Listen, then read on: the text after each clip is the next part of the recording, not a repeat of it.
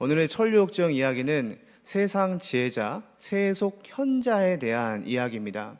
그림을 한번 보여주시면 이 크리스찬은 그림 한번 보여주세요. 그림 한번 보여주시면은 크리스찬은 이 절망의 수렁에서 벗어나서 이 도움의 손길을 받아서 벗어나 이제 좁은 문으로 향해 가고 있습니다.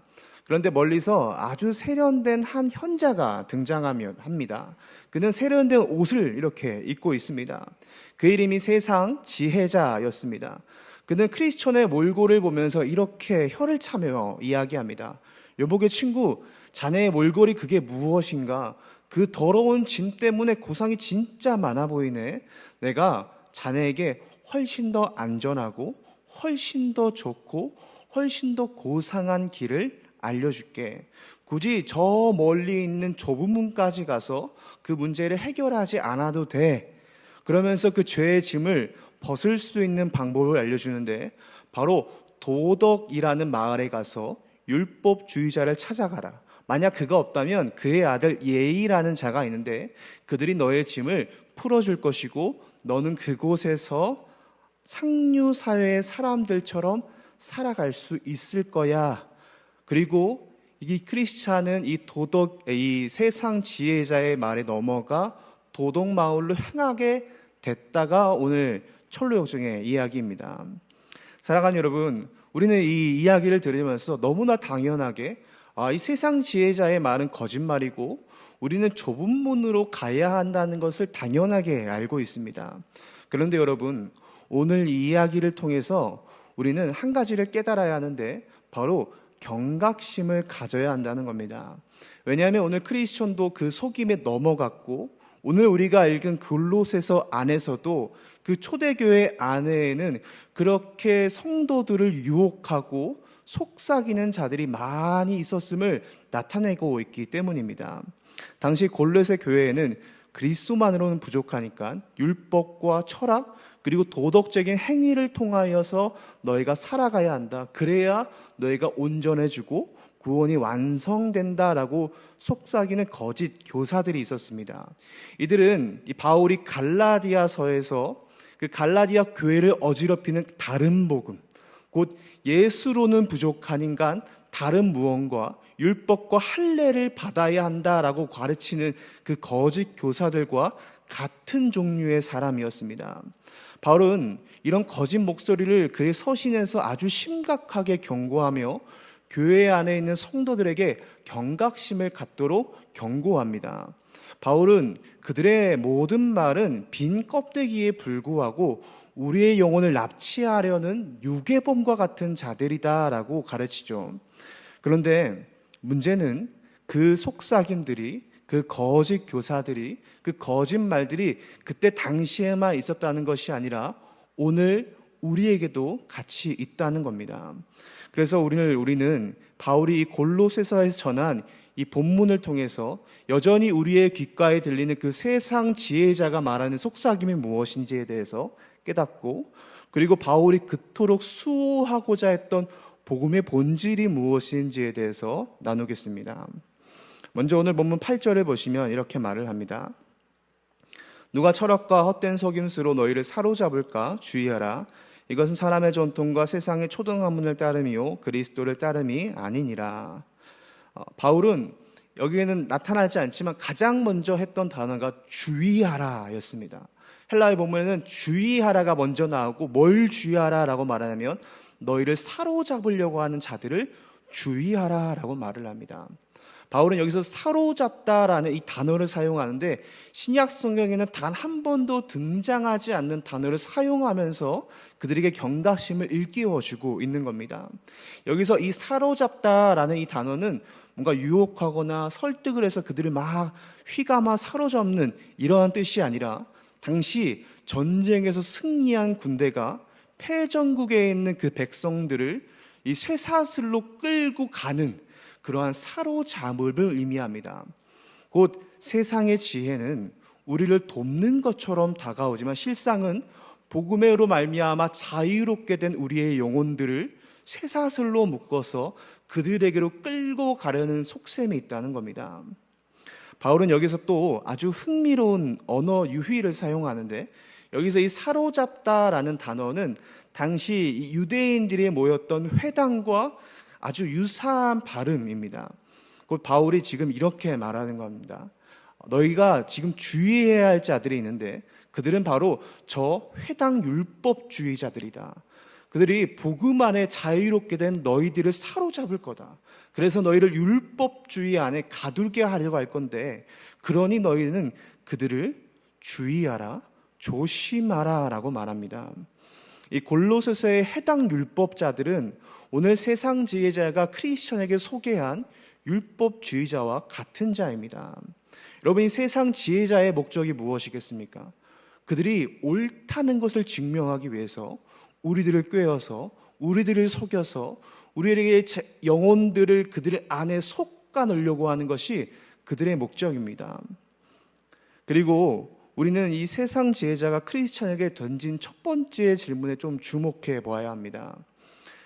이 세상 지혜자가 크리스천을 보고 첫 번째로 던진 질문이 이것이었습니다. 자네 그 무거운 짐을 지고 어디로 갈 것인가? 그러면서 동시에 했던 말이 그 무거운 짐을 당장 내버리라 라고 말을 합니다. 그러니까 지금 세상 지혜자는 크리스천이 지고 있는 그 죄의 짐의 문제를 실제적인 죄의 문제로 여기는 것이 아니라 가벼운 심리적인 짐, 이 사람의 힘으로 충분히 떨쳐버릴 수 있는 짐 정도로 여긴 겁니다. 그 죄에 대한 하나님의 진노의 문제를 세상의 것들로, 사람의 힘으로 간단히 해결할 수 있는 것으로 보았던 겁니다. 죄의 문제를 육신을 가진 인간이 해결할 수 있다라고 본 것이죠. 그러나 로마서 8장 6절에서 8절은 이렇게 말을 합니다. 육신의 생각은 사망이요 영의 생각은 생명과 평안이니라. 육신의 생각은 하나님과 원수가 되나니 이는 하나님의 법에 굴복하지 아니할 뿐 아니라 할 수도 없음이라. 육신에 있는 자들은 하나님을 기쁘시게 할 수 없느니라. 육신의 생각은 하나님과의 원수가 된다라고 말하며 육신의 생각은 절대로 하나님을 기쁘시게 할 수 없다라고 말합니다. 그러니까 사람의 생각으로는, 사람의 힘으로는 그 죄의 문제를 해결할 수 없을 뿐더러 하나님과 원수로 살아갈 수밖에 없다라고 말합니다. 그래서 이 성경을 읽고 크리스천은 나에게 죄의 문제가 있구나, 그러면서 그 죄에 대한 아주 강한 죄책감을 가지고 있는데, 세상 지혜자는 그 크리스천을 향하여 비웃듯이 이렇게 말을 합니다. 자네 너무 예민한 거 아닌가? 그런 책 한 권 읽고 너에게 그런 죄의 문제가 있다고 생각하는 것은 큰 망상이야. 너가 너무나 연약해서, 너가 너무나 약해서 그런 죄의 짐을 지고 있는 것에 불과해라고 말합니다. 그러면서 전도자가 알려준 좁은 문은 불확실하고 위험한 길이라면서 공포감을 심어주는데 이렇게 말을 합니다. 만약 그 길로 가면 피곤, 고통, 굶주림, 공포, 헐벗음, 시퍼런 칼날, 사자들, 용, 암흑 등 한마디로 죽음 그 자체를 만나게 될 것이다 라고 공포감을 주고 있습니다. 여러분, 이 세상 지혜자의 유혹은 사단의 유혹처럼 아주 강했습니다. 마치 이렇게 말한 것과 같습니다. 하나님이 정말로 선하시다면 너에게가 가는 그 길 가운데 그렇게 어려운 길을 주지 않을 거야.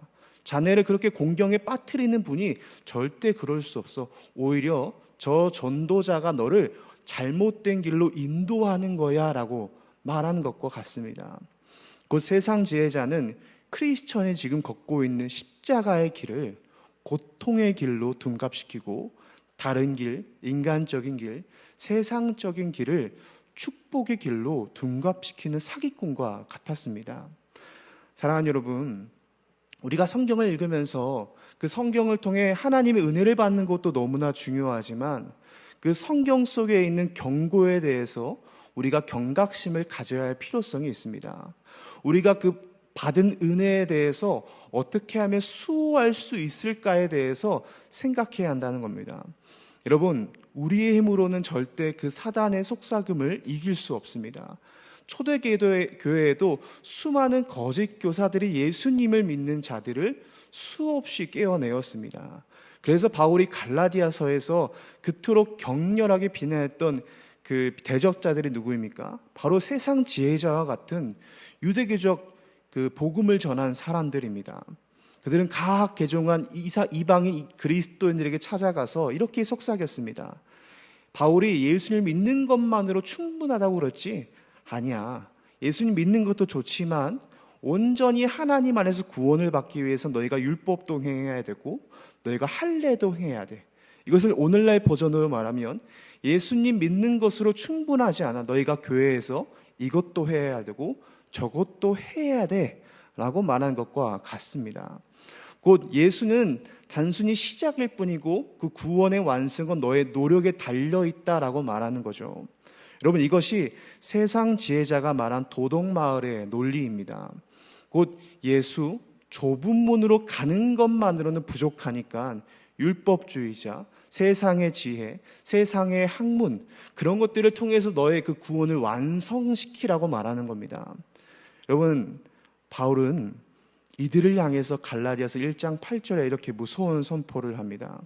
그러나 우리나 혹은 하늘로부터 온 천사라도 우리가 너희에게 전한 복음 외에 다른 복음을 전하면 저주를 받을지어다. 천사라고 하더라도, 우리와 같은 사도라고 하더라도 너희들 가운데 다른 복음을 전하면 저주를 받을 것이다 라고 말합니다. 사랑하는 여러분, 이 바울의 경고가 우리 가운데 경각심을 깨울 뿐 아니라 이 말씀이 우리들 마음 가운데 새겨져서 그러한 다른 복음이 우리의 귀에 들릴 때마다, 우리 마음 가운데 일어날 때마다 바울과 같은 마음을 품으시기를 소망합니다. 여러분, 오늘 세상 지혜자가 이 죄의 짐으로 힘들어하는 크리스천에게 제시한 내용이 무엇입니까? 이렇게 말을 했습니다. 저기 율법주의자에게 가면 그는 짐을 벗겨주는 기술이 훌륭해. 그리고 자네가 그 마을에 가게 되면 상류사회의 사람처럼 살 수 있을 것이야 라고 말합니다. 뒤에 뭐라고 말하나요? 상류사회의 사람처럼 살아갈 수 있다라고 유혹합니다. 그러니까 지금 죄의 짐을 벗는 것은 물론이고 세상에서도 잘 살아갈 수 있다라고 유혹합니다. 여러분, 이것이 왜 문제가 됩니까? 요한복음 5장 44절은 이렇게 말을 하는데, 너희가 서로 영광을 취하고 유일하신 하나님께로부터 오는 영광을 구하지 아니하니 어찌 나를 믿을 수 있느냐? 사람의 본성은 자기의 영광을 취하는 데 있기 때문입니다. 사람의 본성은, 이 육신의 본성은 자신의 영광의 목적이 있기 때문에 저 세상에 대해서 잘 살 수 있을 거라는 그 속삭임에 사람은 너무나 쉽게 넘어갑니다. 지금 이 세상 지혜자는 아주 고차원적으로 이 크리스천을 속아 넘어가게 하는 겁니다. 만약 그가 멸망의 도성으로 돌아가라 라고 말했다면 이 크리스천은 단번에 거절했을 것입니다. 그런데 이를 알고 더 고차원적으로 세련되게 죄의 짐도 벗을 수 있고 더 세련되게, 더 합리적으로, 더 상류사회의 사람처럼 살아갈 수 있어 종교 생활도 할 수 있고 세상의 것도 누릴 수 있다라고 말하며 유혹한 겁니다.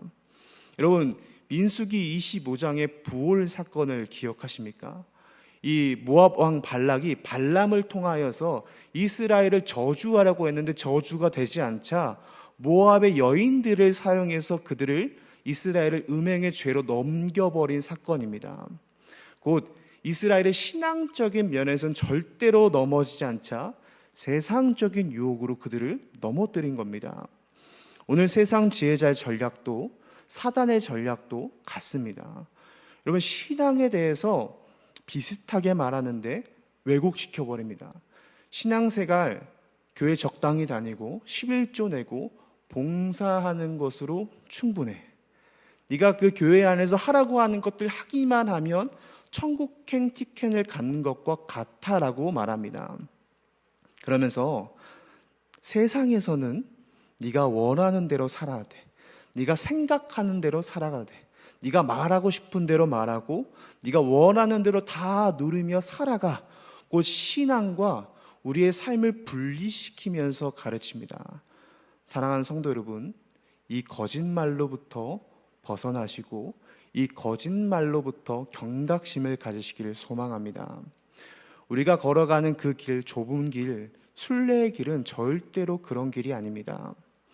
오늘 바울은 이 모든 거짓말들, 세상의 지혜자들이 하는 그 모든 속삭임들을 깨트리기 위해서 본문 9절과 10절에서 이렇게 이야기합니다. 그 안에는 신성의 모든 충만이 육체로 거하시고 너희도 그 안에서 충만하여졌으니 그는 모든 통치자와 권세의 머리시라. 곧 그리스도는 신성으로 충만한 자며 그리스도 안에 있는 너희들도 충만하다라고 가르칩니다. 바울이 이때 예수님을 가리키면서 쓴 이 신성이라는 단어는 예수님이 하나님의 성품을 가지신 분, 하나님을 닮은 분, 그가 하나님처럼 살아갈 수 있는 분, 이것을 말하는 것이 아니라 그는 하나님이다라고 말하는 겁니다.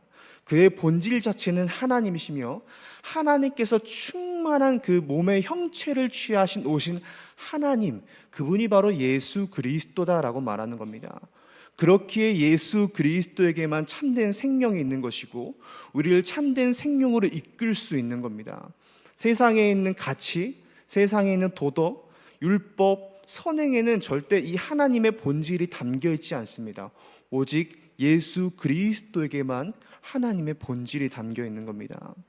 오직 그렇기 때문에 예수 그리스도만이 우리를 구원케 하실 수 있으며 이 문 외에는 다른 문이 없고 이 길 외에는 다른 길은 절대 없습니다.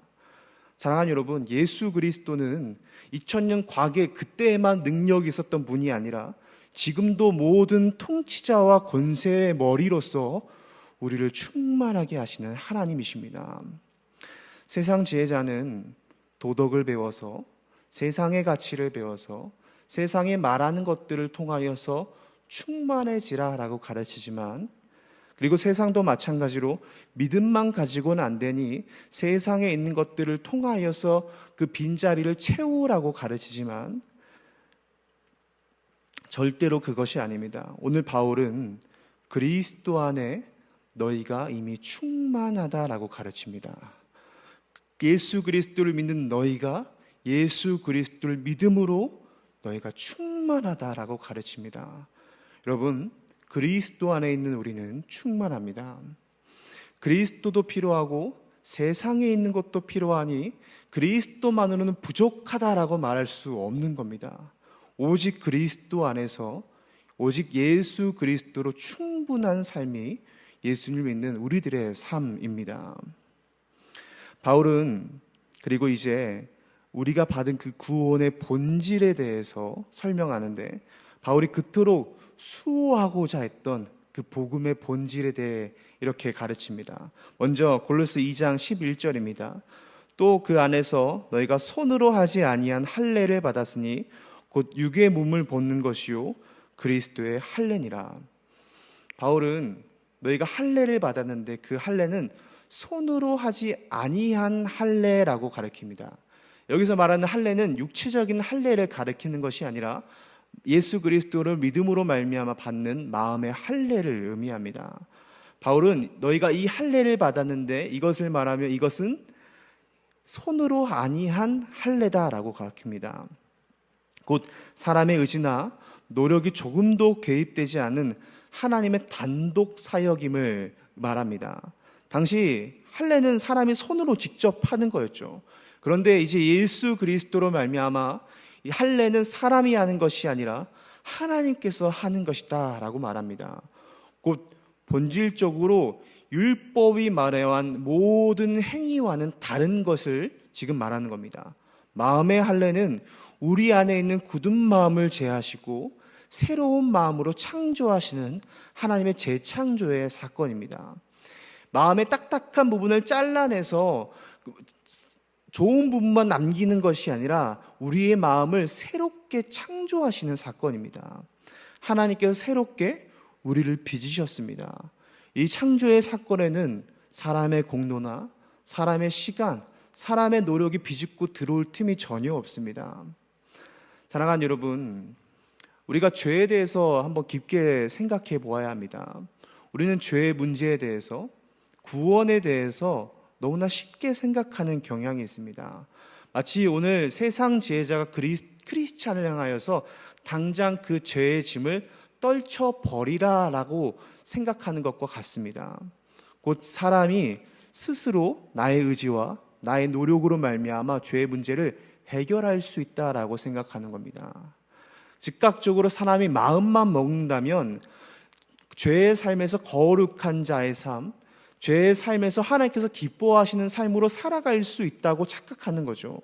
그래서 오늘 내가 죄를 지어도 나에게는 그 죄의 굴레에서 벗어날 힘이 있기 때문에 여전히 죄를 짓지만 내가 탈출할 수 있기 때문에 그 죄를 전혀 깊게 생각하지 않는 겁니다. 곧 구원받은 자의 삶을 내가 내 힘으로 이룰 수 있다라고 생각하는 겁니다. 하지만 에베소 2장 1절에서 2장 1절에 3절은 이렇게 말합니다. 그는 허물과 죄로 죽었던 너희를 살리셨도다.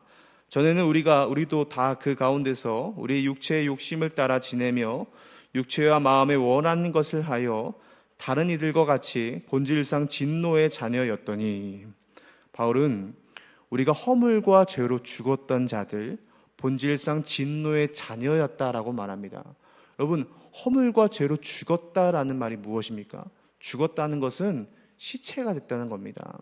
시체는 스스로 결단할 수 없고 시체는 스스로 등 뒤에 있는 죄의 짐을 떨쳐버릴 수가 없습니다. 진노의 자녀의 선택은 항상 하나님 반대편에 있는 선택입니다. 사랑하는 여러분, 구원은 죄의 문제를 해결할 수 있는 것은 사람의 손으로 할 수 없습니다. 하나님께서 죽은 자를 새롭게 살리시는 오직 하나님만 하실 수 있는 새 창조의 사건입니다. 구원은 세상과 사람에게 있는 것이 아니라 오직 하나님, 오직 그리스도께 있는 겁니다. 우리가 결국 그래서 그 그리스도를 믿음으로 말미암아 어떻게 죄의 짐을 떨쳐버리게 됩니까? 바울은 12절에 이렇게 말을 합니다. 너희가 세례로 그리스도와 함께 장사되고 또 죽은 자들 가운데서 그를 일으키신 하나님의 역사를 믿음으로 말미암아 그 안에서 함께 일으키심을 받았느니라. 예수와 함께 죽고 예수와 함께 살 때 우리의 죄의 문제가 해결됩니다. 예수로 죽고 예수로 살 때 구원의 길이 우리의 눈앞에 펼쳐지는 겁니다.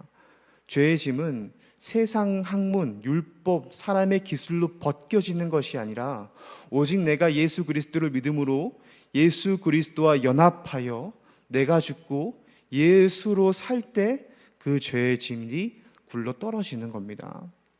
여러분, 우리가 잘 아는 갈라디아서 2장 20절에 바울은 이 복음의 정수를 이렇게 말합니다.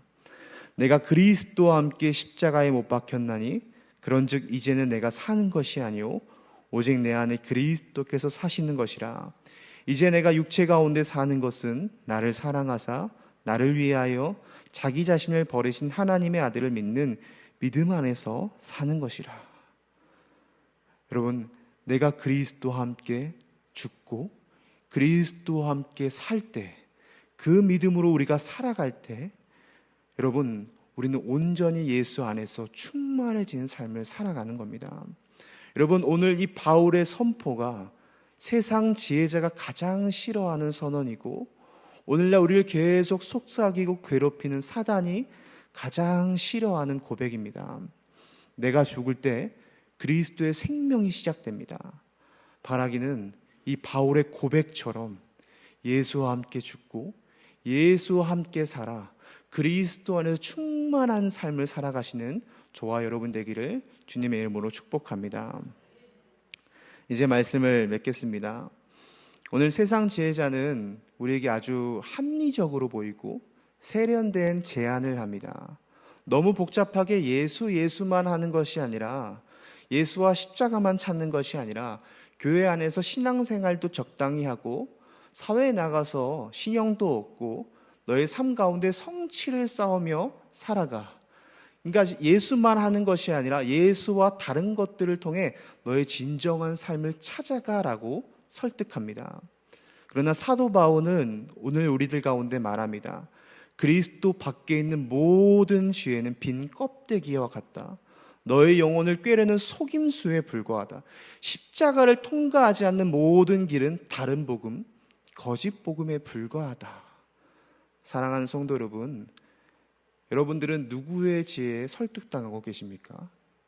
세상 지혜자의 지혜입니까? 하나님의 지혜입니까? 세상에 그렇게 말하는 세상에 좋아 보이는 것들입니까? 예수 그리스도의 십자가입니까? 만약 여러분 가운데 예수님만으로는 부족하다라는 생각이 치고 들어오거나 그런 사단의 속삭임과 유혹이 들어올 때 오늘 사도 바울처럼 저주받을지어다라고 선포도 하십시오. 그래서 바라기는 그 세상의 모든 속삭임에 넘어가는 것이 아니라 오직 하나님을 붙들며 예수 그리스도 안에서 충만한 삶을 살아가시는 저와 여러분 되시기를 소망합니다. 그래서 크리스찬이 마침내 그 하나님 앞에 도달했듯이 그 좁은 문을 통과하여 하나님으로부터 승리의 면류관을 얻는 저와 여러분이 되기를 주님 이름으로 간절히 축복합니다.